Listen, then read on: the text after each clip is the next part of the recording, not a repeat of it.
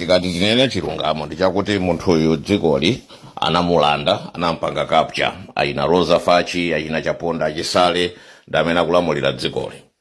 Anthu asamafuna kuti Jenance atenge because the president wasakupeza bwino and pamene popo vice afunika alowepo ndimene makhalira constitution ya Malawi. Ndeno inu ya Brian munakamfusa mafuso amenewo osati zinazi yayi. Ya. Orena nkumare Griff Chinyama eniyo mumakwana. Mumanena zoona zona kuti BM ali kusanjika. Akulako. Iyi ndi social media. Teni tisamale nayo kwambiri.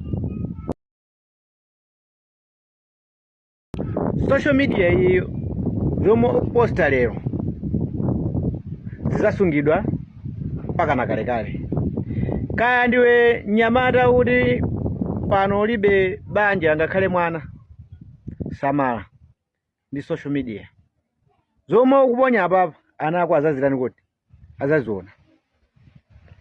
Kaya ndiwe nzanga amene ndithu uli mabanja samala. Zomo ponya apapa anako amene wawawa amene akumagwira ma smartphone adakali anawo amakhala kuona. Olo makomenti ena aliwonse amene amaponyedwa acho anako amawerenga nawo. Kupanga zinthu zopepera pa social media apa zithaso kupanga affect banja lako ngakhale anako. Chifukwa pa social media apa adu anthu amatukwana.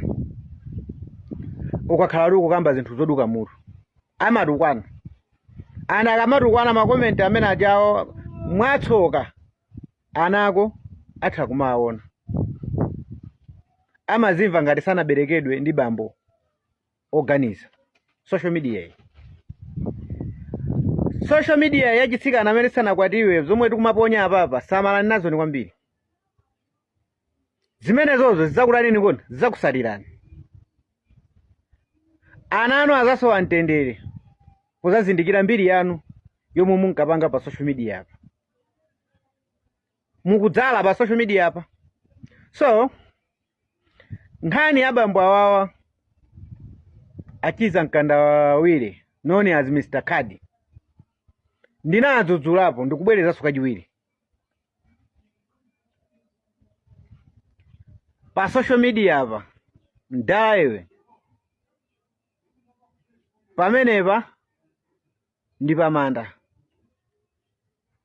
patha kufufuta loto lako lina lililonse lomwe anthu amakuona nalo kuti Mr. Kadi known as Achiza Nkandawire ayinako kuthekera kokuti atha kuyika ganizo pa dziko lino. Zanzeru zonse zija papa khulupirira zabalalika. Andi ukanakhala munthu wanzeru ukanangobwera kupanga apologize. Then ninabwera pano kunena kuti APM ali kusanjika. Mawala ya APM anapezeka kunena kuti akumana ndi akuluakulu a World Bank. The following day anapanga interview ndi Brian Banda. Dzulo nduyu anapita kuti kodi ku Mausoleum. Manda anchimwene wake malemu Bingwa Mutharika mzimu wonse mutendere. Koma akulu aja Mr. Kadi sanaonetsebe kugonja. Atakumana ndi World Bank anabwera ndi kuwauza Malawi kuna kuti imene chayo ndi artificial intelligence. Akuluakulu aja angulankhula nawo 4 minutes. Zina zonse zija AI.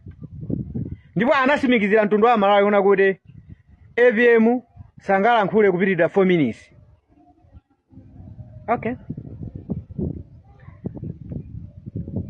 Ya Brian Banda Mr. Kadi anabwera ndikuyilankhula kuti mwamona APM inu wangulankhula ndi Brian Banda 4 minutes ndikudzudzulapo kuti iye sanayeneranso kumfunsa zimenezi.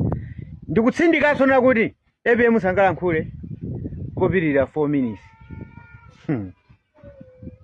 Ndayewe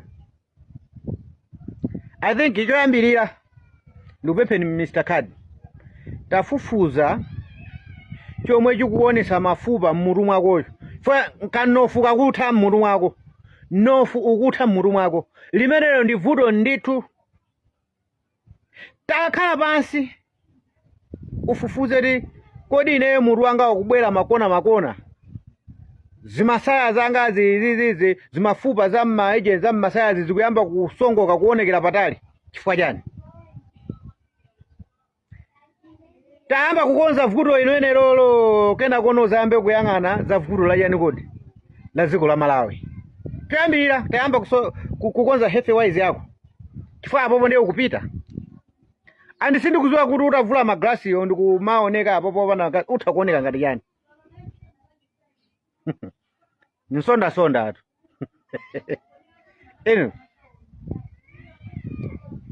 Ai Malawi anga Malawi.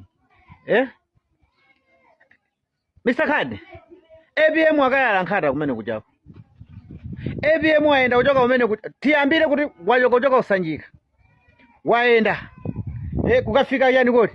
Kukafika kwa pamanda pa Musoli mpati. Ndikuyala nkhata, ndikuyenda, ndikumakala paja ali chiyimire walankhula kwa maminisi ambirimbiri.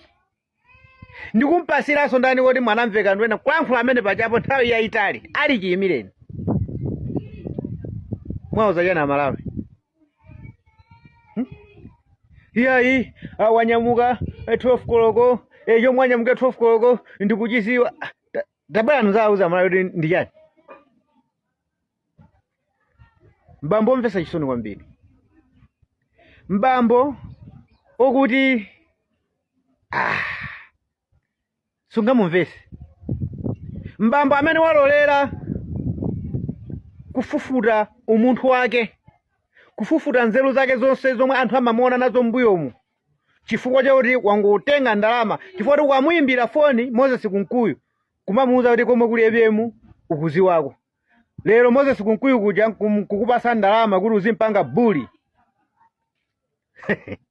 ABM tikuziwa zonsezo.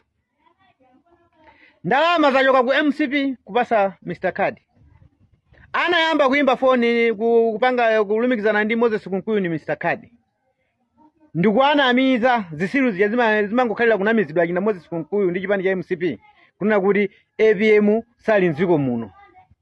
ABM ali kuchipata ku South Africa, ani chipata cho ndikuchiziwa. Ani litha kumatusa ma evidence. Moses Kunkuyu kugundika kupereka ndalama kumpasa Card scammer.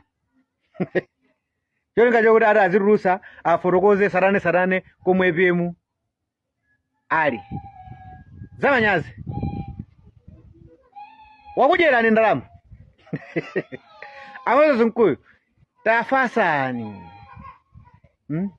Sichaka sijinati tavomerezani kunena kuti muli kunja kwa boma. Fo mukangovomereza kuti muli kunja kwa boma. Zonse zizizi ndalama mubesa apazi sizingamachitiki. Ndalama mukumambangira ma press briefing sizingamachitiki. 2030 ndi patali kwambiri.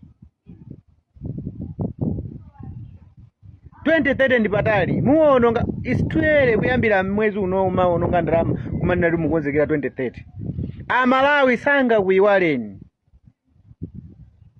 Ino 2030 yo kodi mukafika? 2030 mukafika mukuyankhula ndi Malawi kunja kuno. Talina ndi maza adusewa akafukufukuwa. Komiti akasikilwa kupale kujeni ndi aora nyamilanduyi. Iduse kaye. Muziwononga bwino ndalama. Chifukwa enanu ulendo wa 2030 usiri kufika nanu. Tizika kuonerani kuliko kodi kumaula kucha. Apo ndesi ndi kukayika. Chifukwa yoti munatenga gawo kupha malemu Saulo Chilima. Mzimu wa Saulo Chilima sunga lole. Kunene yoni muzipitirira ndi ulendo wanu. Mzimu wa Saulo Chilima omwe unakuyimisani iniyo pa 16 September kuti musaduse. Umene ujasu ukusiyani Moses Kunkuyu. Lazarus yakwera inu mzimu umene uja ukusiyani. khulupirirani kuti pa 16 September munayimisidwa ndi mzimu wa Malemu Saulos Chilima, mzimu wacho use mumtendere unakuyimisani chifukwa ndinu anthu oyipa. Amene munthu uja munamukhala naye anakuyimisani ndi kugwirizana kuti mupasana 5 years zotsatira zake munamugwetsa. Ulendo wanunso unathera pati pa 16 September 2025.